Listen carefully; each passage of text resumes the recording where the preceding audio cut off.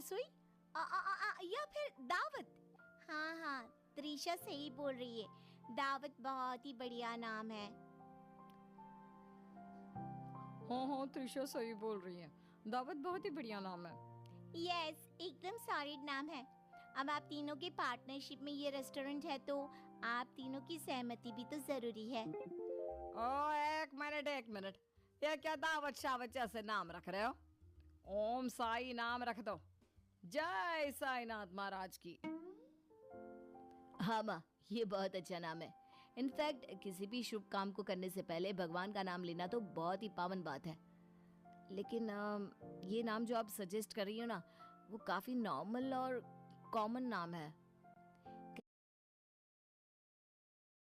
Is right, हर गली हर मोहल्ले में यही नाम होता है, हर रेस्टोरेंट और ढाबे का। दावत एक अलग और यूनिक नाम है माँ। आपकी तीनों बहुओं ने बेहद खूबसूरत सा नाम सजेस्ट किया है। इन तीनों की ऐसे के तैसे।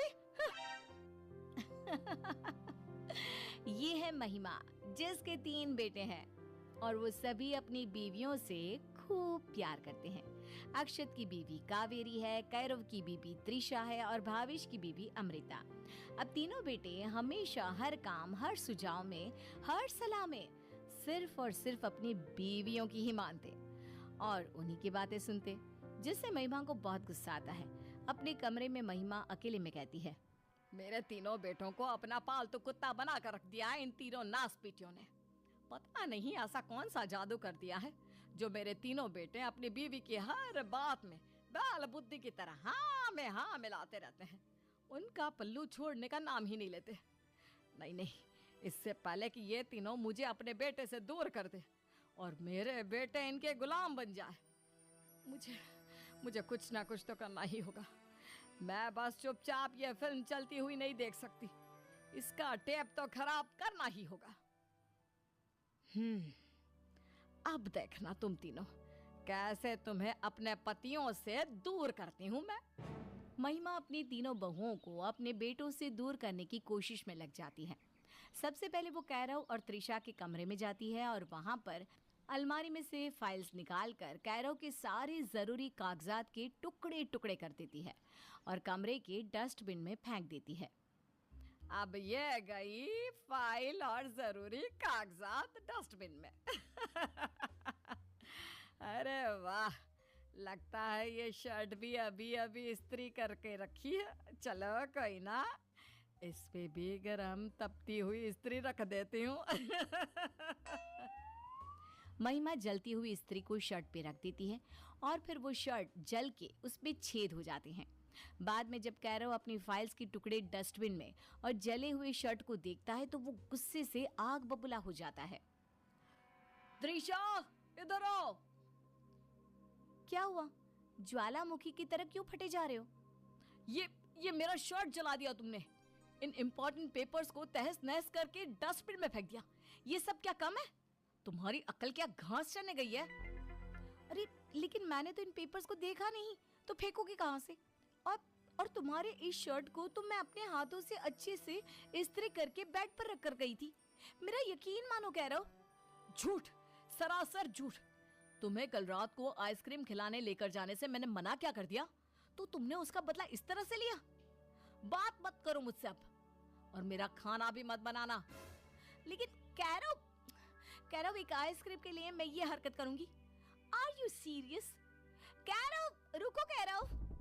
कैरव कमरे के बाहर चला जाता है और महिमा छुपकर ये सब सुनती है और बहुत खुश हो जाती है। अब कैरव और त्रिशा की बात महिमा भावेश और अमृता के पीछे पड़ जाती है। वो उन दोनों के बीच दूरियां लाने के लिए भावेश के लॉन्ड्री के शर्ट पर लिपस्टिक के निशान बना देती है। जब अमृता उसे देखती है तब ये क्या, लिपस्टिक का निशान? इसका मतलब भावेश का अफेयर चल रहा है। भावेश! क्या हुआ अमृता? चैन से जलेबी भी खाने नहीं दी। बोलो, आधी छोड़कर आया हूँ, क्या हुआ? अरे आग लगी तुम्हारी जलेबी को। अरे ऐसा मत बोलो, जलेबी अगर जल जाएगी तो उसका स्वाद बुरा हो जाएगा ना। ये सब क्या है? ये लिपस्टिक के निशान किसके हैं? किसके हैं मतलब? अरे मुझे क्या पता, ये अभी आया है, पहले तो नहीं था यहाँ पर। जब मैंने इसे धोने डाला तब तो कुछ भी नहीं था। Trust me Amrita. तो क्या कोई भूतनी आई थी और ये लिपस्टिक लगाकर चली गई? अब मुझे क्या पता यार। बोल तो सच, बोलो कि वाकई में असलियत में कोई इंसानी भूतनी कलमुही है जिसके साथ तुम्हारा चक्कर चल रहा है। तुम्हारा दिमाग तो जगह पर है ना अमृता। जाने दो, तुम पकाते बैठो अपनी इस खुराफाती दिमाग में ख्याली पुलाव। मुझे तुमसे कोई बात ही नहीं करनी। लेकिन भावेश, महिमा अपनी तीनों बहुओं से पूरे घर का डबल ट्रिपल काम करवा के लेती है। कावेरी बहू, आज के आज सारे कमरे साफ हो जाने चाहिए। लेकिन माँ, ना तो दिवाली आ रही है और ना ही घर में किसी की शादी है, तो ऐसे। जितना कहा है उतना करो, ज्यादा वकील की तरह सवाल जवाब मत करो। और तुम त्रिशा बहू, रसोई समेट लो, और अमृता बहू तुम सारे दरवाजे, खिड़कियां और आंगन। और इसके बाद भी तुम तीनों को ढेर सारा काम करना है, समझी? महिमा तीनों बहुओं को चैन की सांस तक नहीं लेने देती है। अक्षत और कावेरी की शादी की सालगिरह होती है। आज शाम को हमारे रूम में आने से पहले तुम अपनी आंखों पर पट्टी बांध लेना, ढेर सारे सरप्राइजेस होंगे। वेल, थैंक यू बीवी साहिबा। वैसे शाम को तुम भी एक खूबसूरत तोहफे के लिए रेडी रहना, कुछ खास लाऊंगा। यस, जल्दी आना, हम हमारी ये सालगिरह एकदम खास और यादगार बनाएंगे। बाहर से छुप कर देख रही महिमा मन में कहती है, खास तो तब होगी ना जब मैं होने दूंगी। और करो ना मुझे अपने ही बेटे से दूर। कावेरी दिन भर मेहनत करके पूरे कमरे को सजाती है और अवन में केक भी बनाकर रखती है। लेकिन तभी वहाँ पर महिमा एक ग्लास में जूस लेकर आती है। अरे माँ जी, आपने ये दिक्कत क्यों ली? अरे मेरे बेटे बहू की सालगिरह है और तुम अक्षत को खुश करने के लिए इतनी सजावट कर रही हो, इतनी मेहनत ले रही हो, तो थोड़ा जूस पी लो बेटा। नहीं माँ जी, थैंक यू, लेकिन मुझे ना अभी ये झालर लगानी है और थोड़ी और गुब्बारे भी फुलाने हैं, तो मैं बाद में पी लूंगी, आप रख कर जाइए ना। अरे बेटा, रखे रखे तो ये ठंडे से गर्म हो जाएगा, पी लेना। महिमा जबरदस्ती कावेरी को वो जूस पिलाती है और फिर कावेरी वहीं पे 1 मिनट में सो जाती है।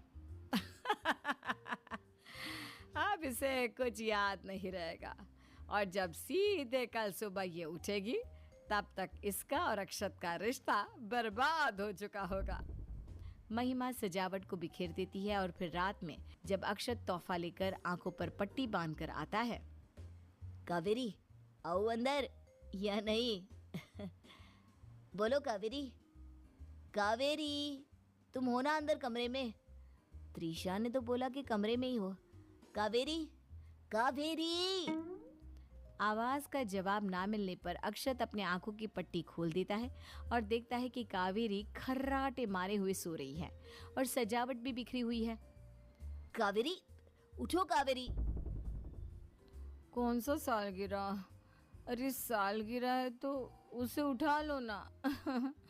सोने दो ना यार, सोने दो मुझे।